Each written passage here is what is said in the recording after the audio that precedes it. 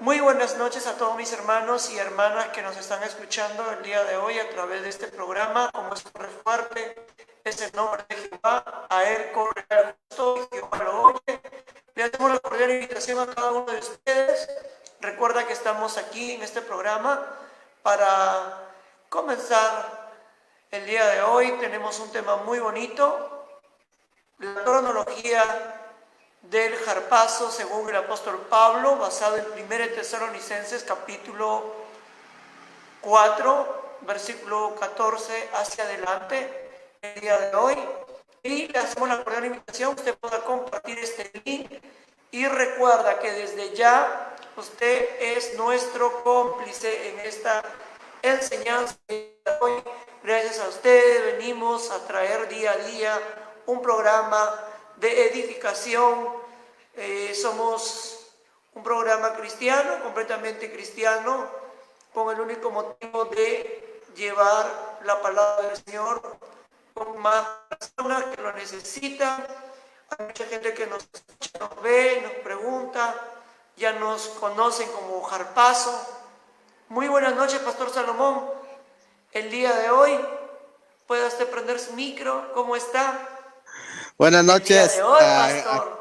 Aquí me estoy gozando con la frase que dice que ya eres conocido como Harpazo. Y Sí, la mayoría ya, cuando sí hay hermanos que me conocen y me dicen, hermano, usted habla todo lo que es harpazo, me dice. Entonces, eh, por eso más me relacionan con ese tema. Y ok, creo que es bueno saber de que nos escuchan, ¿no? A través de este programa como esto recuerde, Pastor. es correcto. ¿Qué es lo que el día de hoy vamos a aprender, Pastor? Algo nuevo, después de 9 temas que ya hemos visto. Vamos a ver hoy día la cronología del harpazo según el apóstol Pablo. Otro tema Sí, es muy diferente, creo que de todos los temas que hemos tocado, algo nuevo, algo novedoso. Primera vez que escucho el título de esta enseñanza del día de hoy. Nunca lo había escuchado, las enseñanzas bíblicas a través de las redes sociales, pero hoy es sí, algo nuevo que Dios ha puesto en su corazón. sí. ¿Qué podemos En esperar, realidad, Pastor? en realidad vamos a Díganos. tener un repaso, una especie de repaso de los temas, pero vamos a poner en orden. Cuando hablamos de cronología, estamos hablando de un mapa del tiempo, estamos hablando de elementos de cronología, precisamente en el que vamos a estar poniendo en orden ciertos eventos que se relacionan con el harpazo, porque es importante entender que hay una serie de acontecimientos que giran en torno a, y esto nos va a llevar a ubicarlo. ¿Por qué decía que es más que nada una especie de, vamos a decir así, una especie de repaso? Porque ya en este repaso que vamos a tener la oportunidad de ubicar nuestros pensamientos, a ver, qué es antes del carpazo, qué es después del carpazo, en qué momento, qué es lo que sucede. Y creo que eso nos va a ayudar mucho para poder pues ir comprendiendo el tema del arrebatamiento de la iglesia. Hay varios elementos que están allí presentes, pero que el día de hoy vamos a tratar de ir resumiéndolo.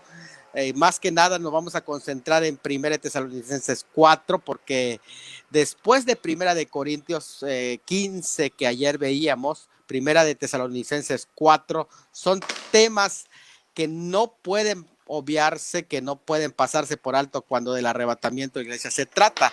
Desde luego que vamos a hacer las debidas diferencias entre lo que es el arrebatamiento y lo que es también, pues, el momento que ahí se menciona trompeta de Dios y la última trompeta de Apocalipsis, que es la séptima. Realmente no se le conoce como la última, sino séptima trompeta.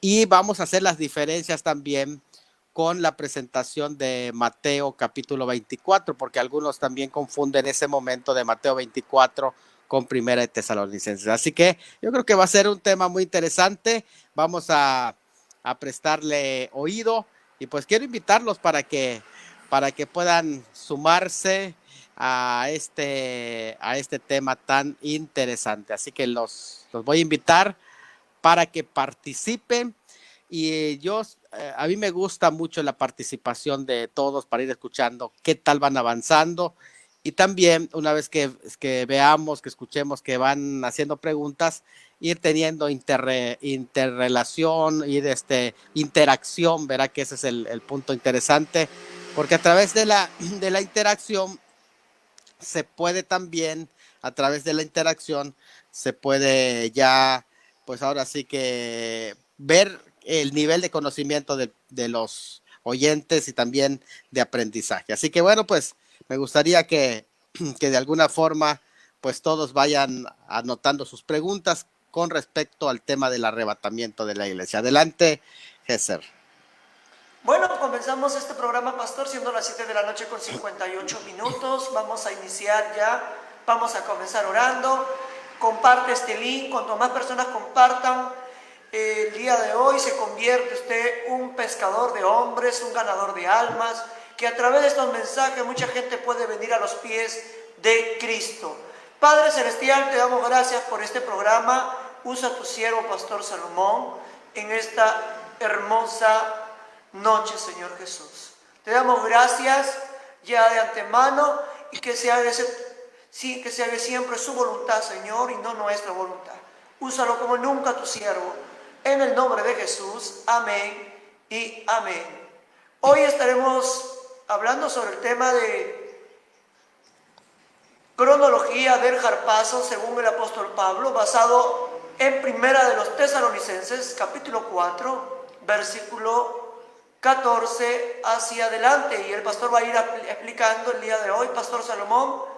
Creo yo que usted va a ir explicando poco a poco, creo, el día de hoy, mientras que mis hermanos van buscando el texto bíblico.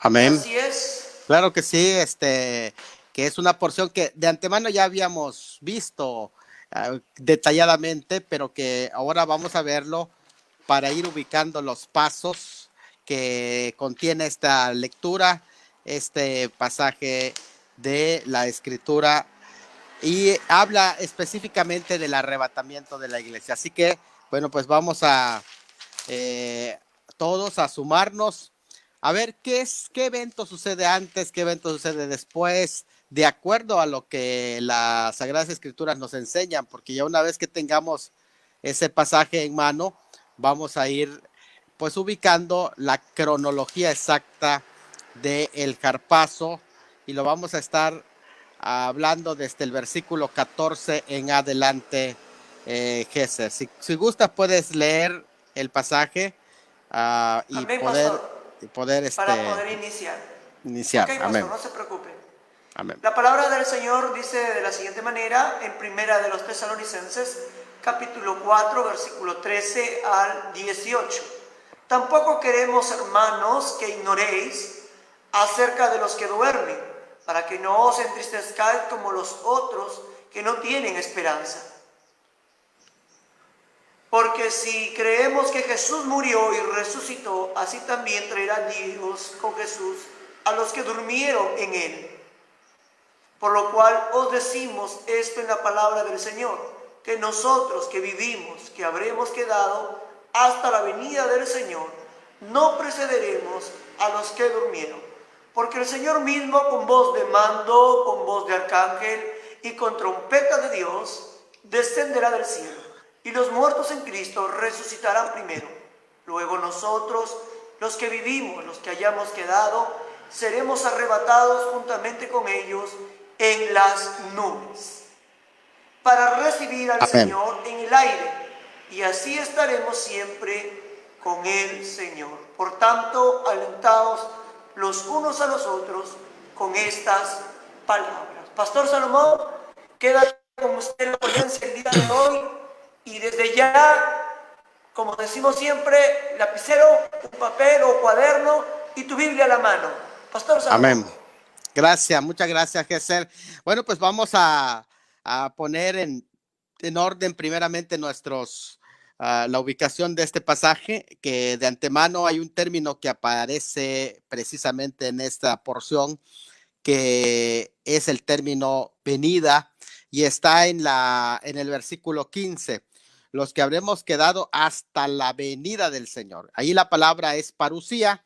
Ya hemos explicado en otros momentos lo que es la palabra parusía, que significa presencia con, y que es un poquito más amplio que el término venida, y que la traducción en 1 Tesalonicenses capítulo 4 debería de ser hasta su presencia con. Esa es la palabra que se traduce como parusía.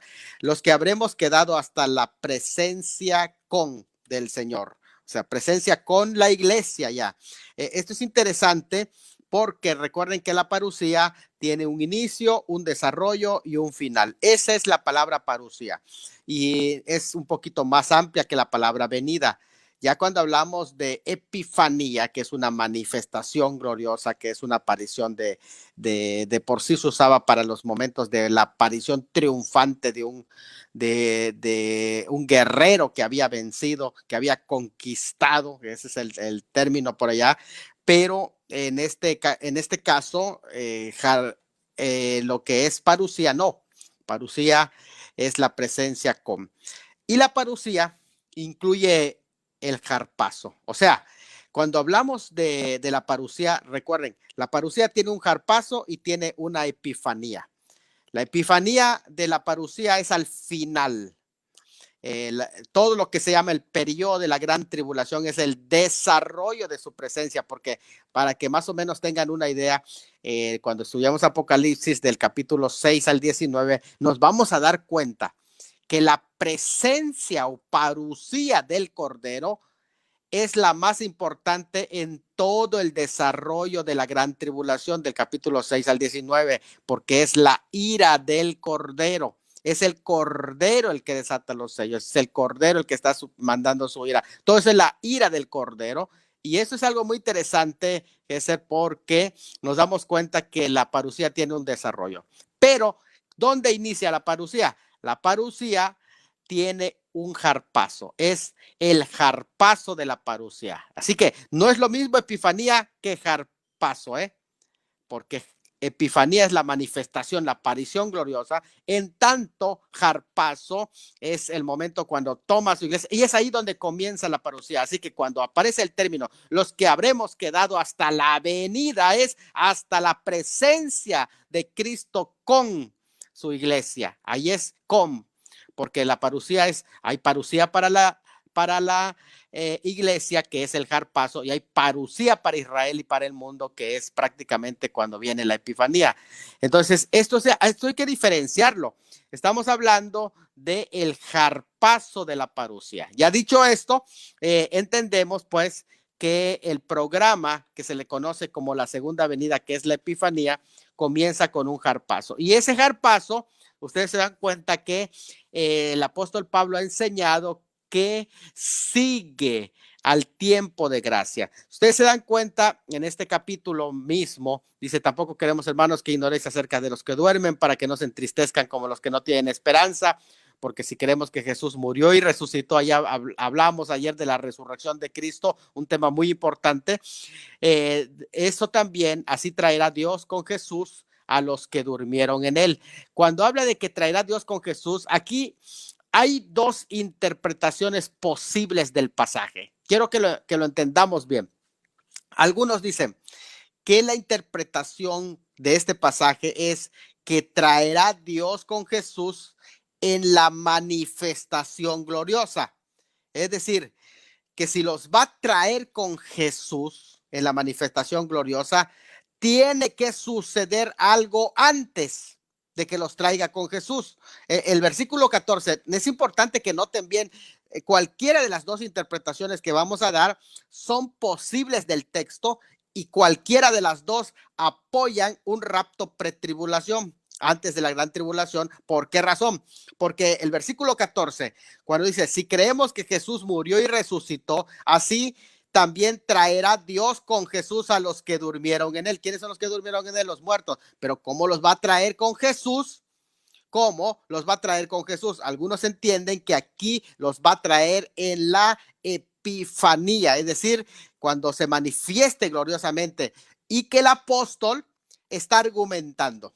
Bueno, si es que los va a traer en la manifestación gloriosa, pues primero tiene que venir a buscarlos, porque ¿cómo los va a traer con Jesús a los que durmieron en él si primero no los viene a buscar? Así algunos lo reflexionan y entonces dicen que ese versículo 14 se refiere a que los va a traer en la epifanía y que Pablo va a argumentar cómo puede ser posible que vengan en la manifestación gloriosa solamente si antes viene a buscarlos en el jarpazo. Eso es lo que algunos están argumentando, ¿no? Y es posible que sea. Si esa es la interpretación, entonces lo que Pablo está diciendo es, por lo cual os decimos esto en palabra del Señor, que nosotros los que vivimos, los que hayamos quedado, no precederemos a los que durmieron, sino que el Señor mismo, con voz de mando y arcángel, trompeta de Dios, etcétera, descenderá del cielo y los muertos en Cristo resucitarán primero. Luego nosotros los que vivimos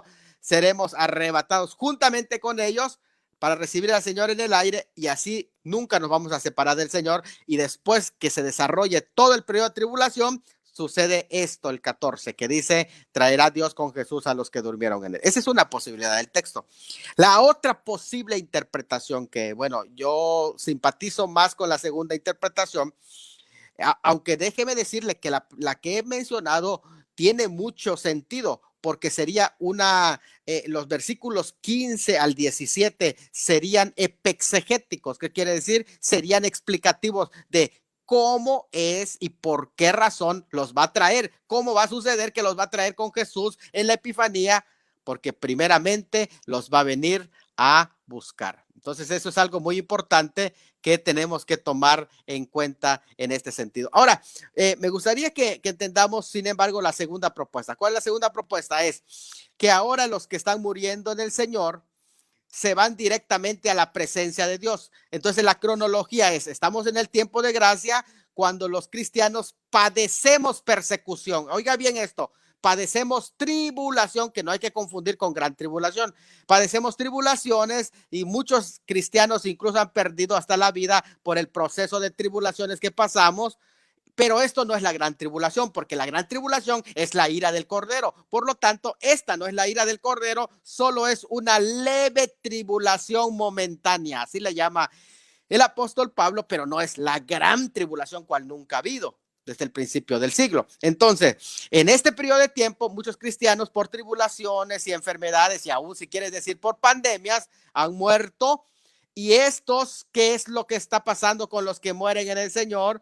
Bueno, pues ellos duermen en el Señor, se van a la presencia de Dios, su cuerpo queda sepultado. Escuchen esto bien, este proceso que estamos hablando. Su cuerpo queda sepultado el día de hoy en la tierra, pero la parte espiritual del ser humano, que es la muerte, es la separación entre lo material y lo espiritual. Al separarse lo espiritual, que es el alma y el espíritu, se van a la presencia del Señor. Se cumple lo que el apóstol Pablo dice: estar ausente del cuerpo es estar presente con el Señor. Entonces, al irse en la presencia del Señor y al estar en la presencia del Señor ahora, pero sin cuerpo, espera el momento de que venga la resurrección, cuando venga lo que se le conoce como la redención del cuerpo, que es algo tan importante, que es la resurrección. ¿Y en qué momento va a pasar? Bueno, dice, porque si creemos que Jesús murió y resucitó, así traerá Dios con Jesús en el momento del arrebatamiento, que es la segunda interpretación, la que estoy dando. En el momento del arrebatamiento,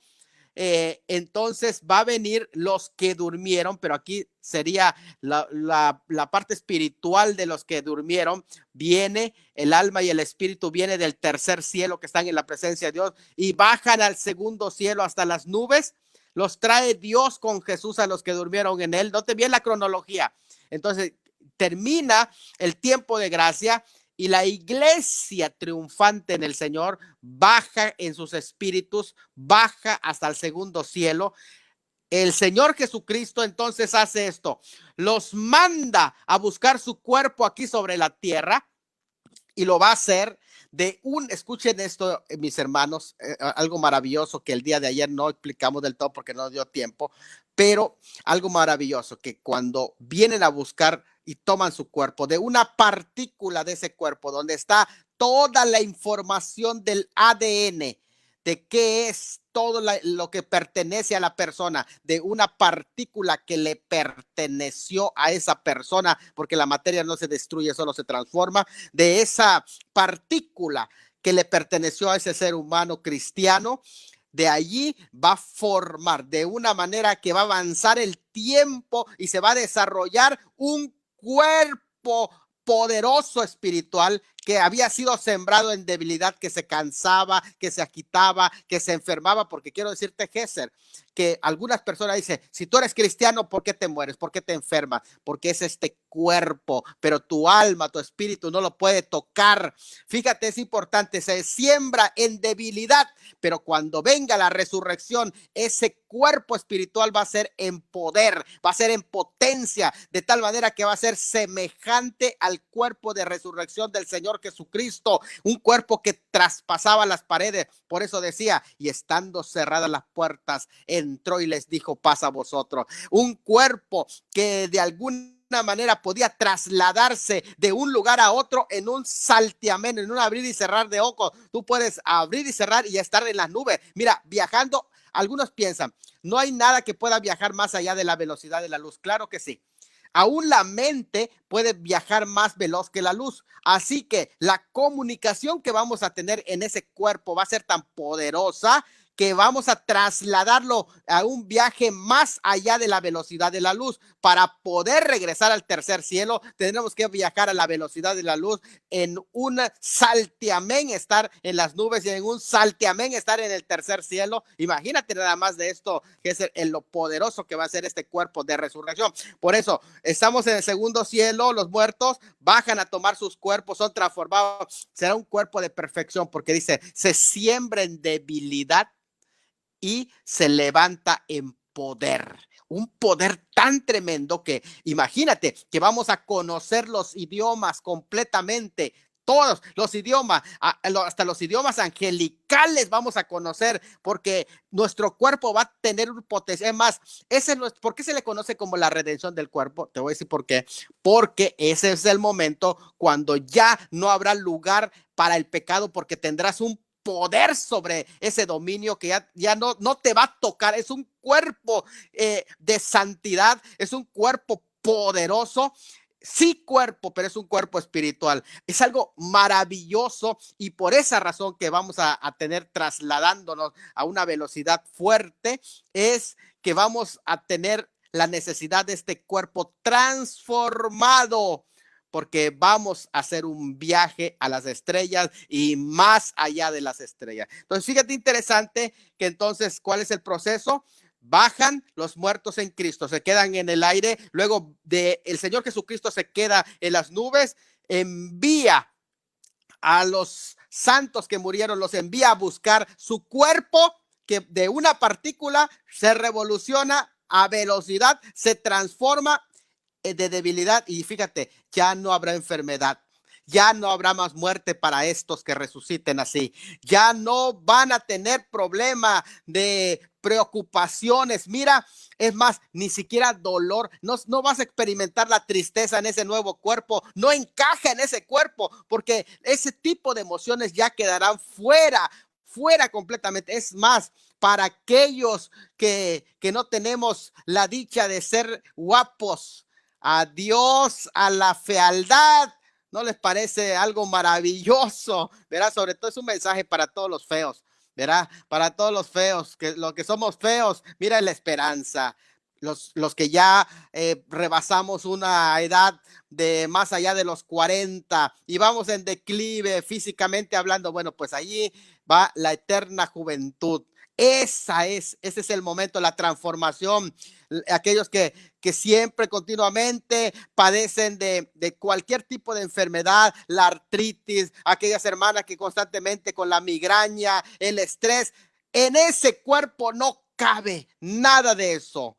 No habrá quien ande en silla de ruedas más. Es una cosa maravillosa. Incluso nosotros que tenemos ahora dentadura postiza, adiós a la dentadura postiza. Mira, vamos a tener ya completito nuestros dientes, ya no chimuelos, ¿verdad?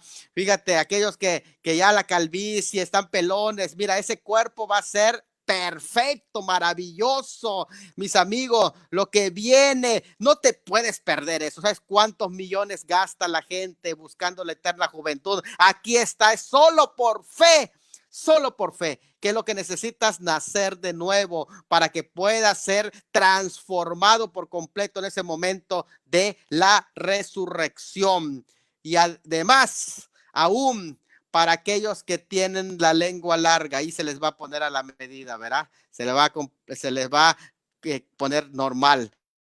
Ya no va a haber nadie que tenga algún defecto. ¿Qué más va a pasar, mis hermanos? ¿Saben qué va a pasar al momento de resucitar?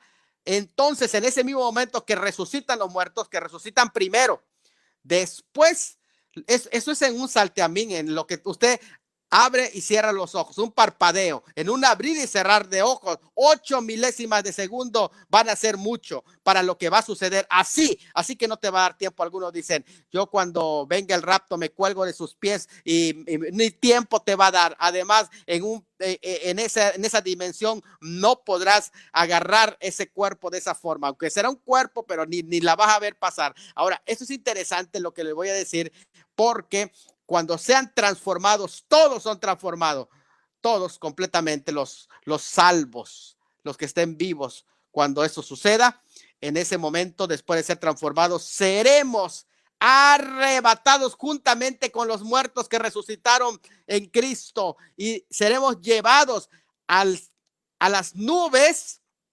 para recibir al Señor. Ese encuentro, ese recibimiento se le conoce como la unión entre Cristo y su iglesia, se le conoce como la unión mística, las bodas del Cordero, y ese es un momento muy interesante. Así que, ¿qué hay? La cronología es un regreso de los muertos en Cristo, una resurrección de los muertos en Cristo, un rapto de muertos y transformados que son llevados hasta las nubes. Recibimos al Señor, ahí recibimos al Señor.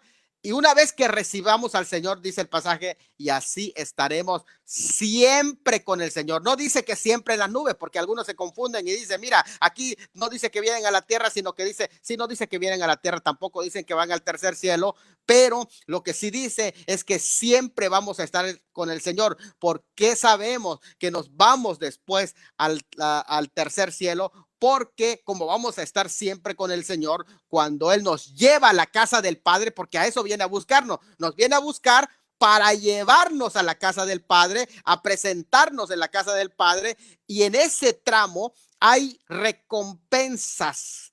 Antes de llegar al cielo de Dios están las recompensas o las coronas que vamos a recibir.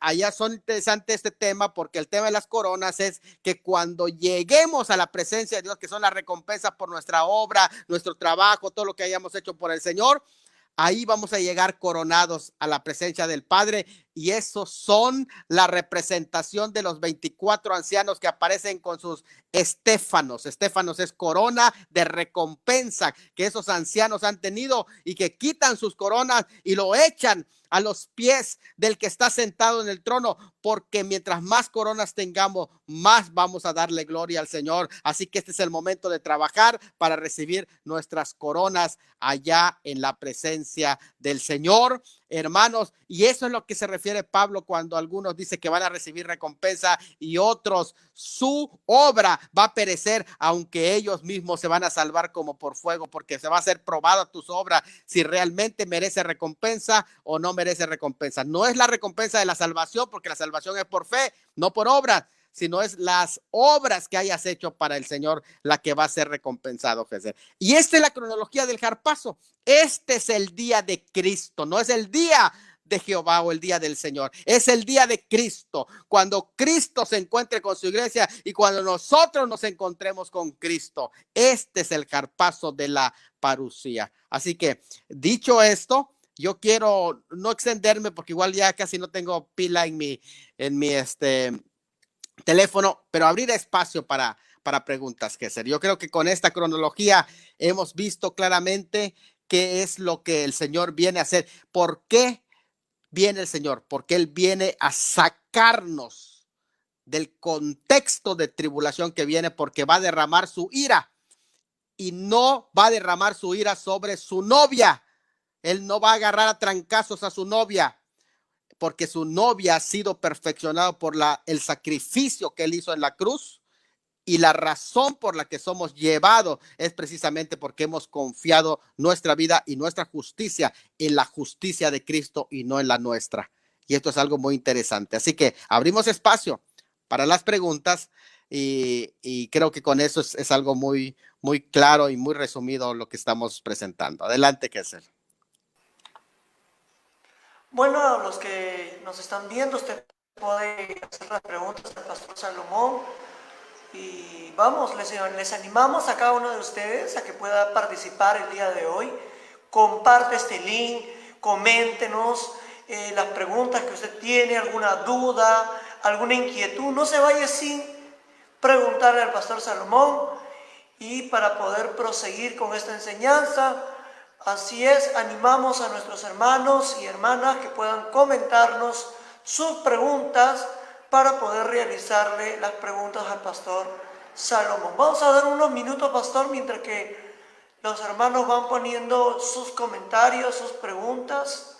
Amén. Así es. Muy bien. Lo que van poniendo sus preguntas, solamente quiero dejar muy claro que los contextos de Mateo 24 y 1 Tesalonicenses 4 son completamente diferentes. Y lo primero que tenemos que ver es la naturaleza de la venida o de la aparición o la parucía de 1 Tesalonicenses y la naturaleza de la epifanía que está precisamente en Mateo 24. ¿Cuál es esa naturaleza? Porque aquí no viene en 1 Tesalonicenses 4, Él no viene como rey, Él no viene como ladrón, Él no viene tampoco aquí como juez. En este pasaje, Él se muestra en 1 Tesalonicenses que está viniendo a buscar a su pueblo, a los suyos. Él viene como el novio a buscar a la novia, o en realidad en la cultura judía podríamos decir el esposo que viene a buscar a la esposa para llevársela a la casa del padre, para presentarla a la casa del padre. Es aquí la unión entre el esposo y la esposa que se da en los aires. Esa es la unión. Aquí hay una unión, un casamiento que se da, un encuentro entre la novia y el novio. Eso es lo que sucede y está en el aire. En tanto, en Mateo 24, Él aparece como juez. Él aparece como rey de reyes y señores. Incluso aparece como esposo con su esposa. No aparece solo. Si te das cuenta en 1 Tesalonicenses 4, Él viene solo y ahí se encuentra con su pueblo. No te viene eso. Sin embargo, en la epifanía, Él no viene solo, Él viene ya con su pueblo. Esto es algo muy importante, ¿verdad? Y podemos hacer una lista de diferencias grandes entre 1 Tesalonicenses 4 y Mateo 24, porque en 1 Tesalonicenses 4 se trata del jarpazo, pero en Mateo 24 se habla del faino, que es la aparición visible en el versículo 30. En 1 Tesalonicenses 4 prácticamente no se habla de una gran tribulación antes del arrebatamiento, aunque estaban muriendo por tribulaciones, pero eso no es gran tribulación. Pero en Mateo 24 sí se alude a que esa epifanía que sucede es después de la tribulación, la grande. Así que nos damos cuenta de estas diferencias. Aquí en 1 Tesalonicenses es la novia, la iglesia, que es arrebatada para ser presentada al Padre. Pero aquí en Mateo 24 se juntan a los escogidos, al pueblo de Israel, en un segundo éxodo. Ahora, en 1 Tesalonicenses es el Señor mismo quien preside esta reunión, pero en Mateo 24 son los ángeles que son mandados a juntar a sus escogidos. Vea la diferencia grande. Y en uno, los escogidos son juntados sobre la tierra, pero aquí no, aquí son arrebatados hasta el cielo. Vean la diferencia. Tenemos que entender, aquí se habla de trompeta de Dios, cuando en Mateo 24 se habla de trompetas de ángeles. Aquí podemos encontrar que hay un encuentro en las nubes, cuando aquí en Mateo 24 hay un encuentro en la tierra. También viene solo. Recuerden esto, viene solo para recibir a su iglesia en 1 Tesalonicenses, pero aquí en Mateo 24 viene acompañado y con poder y gran gloria. En 1 Tesalonicenses 4 viene para los muertos y vivos en Cristo. En tanto en Mateo 24 viene para toda la humanidad, en especial para Israel y para juzgar a los impíos. Así que esto es algo muy importante, entre otras cosas que debemos de tomar en cuenta las diferencias. Gesser, adelante. Acá hay una pregunta, Pastor Salomón, y hermano Jerónimo II dice, es cierto de que, por decir un ejemplo, ¿no? Es cierto de que, un ejemplo, si te pierdes en el mar, ¿no? O mueres quemado, lo que a él le sorprendió es el argumento que usted dio sobre el tema de que el cuerpo en aquel momento, cuando suene la trompeta y si esa persona recibió a Cristo, ¿no? ¿No? Lo va el Señor a regenerar todo eso, ¿no? Y volará con todo, con un cuerpo nuevo para la patria celestial. Sí, esto es algo muy importante. De una partícula del cuerpo, es una pregunta, hermano Jerónimo, vital, muy importante para entender el tema de la resurrección. Y el tema de la resurrección se entiende desde la perspectiva de que es tomado la identidad de ese cuerpo. Eso es importante. No estamos hablando, incluso te voy a decir algo, mi hermano, cuando uno está sobre este cuerpo, en este cuerpo todavía, realmente continuamente tus células se van mudando de tal manera que en toda tu vida este no es el cuerpo con el que naciste. Es sorprendente esto. ¿Por qué? Porque tus células fueron muriendo y renovándose, sí, multiplicándose de tal manera que ya no es el mismo exactamente el cuerpo, porque han sido muertas tus células. ¿Qué es lo que ha pasado? Que, sin embargo, tiene la información de tu ADN, tu genética, la información tuya, mantiene la identidad de tu persona. Así que con una partícula, no, escuche, no estoy diciendo un átomo, porque el átomo es demasiado grande. De hecho, en Primera de Corintios, capítulo 15, 51, cuando dice, en un momento, la palabra es atomé, lo dije ayer, y es de la palabra átomo. De ahí viene la palabra átomo, que en ese tiempo era conocida como la parte más pequeña, pero ahora ya se entiende que los átomos tienen también su propia división. O sea, no es la parte más pequeña el átomo, están prácticamente las partículas, y en una partícula se viene la información de tu ADN, y que ahí está la información de lo que es todo tu cuerpo.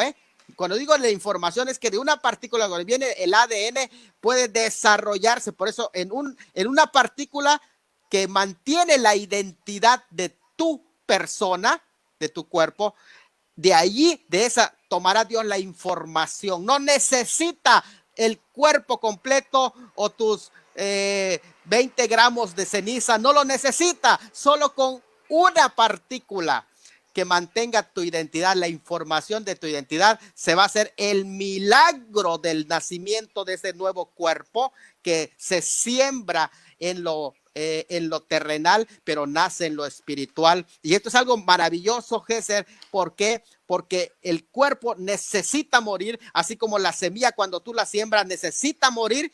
Note bien, y cuando nace de una semilla, nace un árbol enorme, nada más que se lleva días, y aquí se va a llevar en un saltiamén, en un abrir y cerrar de ojos, se va a desarrollar toda esa información en un cuerpo nuevo y poderoso. Esto es algo que me emociona, mi hermano, y le mando un saludo a mi hermano que hizo esa pregunta.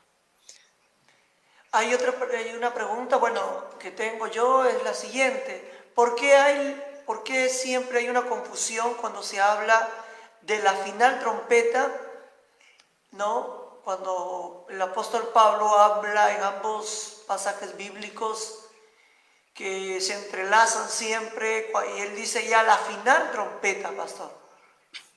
¿Por qué siempre Pablo va a enfatizar eso? A la final trompeta. Muy bien, aquí hay algo importante, está en Números capítulo 11, número 10 y capítulo 11, en número 10 se habla de las trompetas. Cada trompeta y cada sonido de trompeta, porque no solamente había sofares, pero en Números 10 lo que se habla es las trompetas de plata. Y esto es algo muy interesante porque cuando tú vas a Números, vamos a buscarlo, Números capítulo 10, te das cuenta que las trompetas tenía, vamos a buscarlo, 10, lo voy a leer, número 10.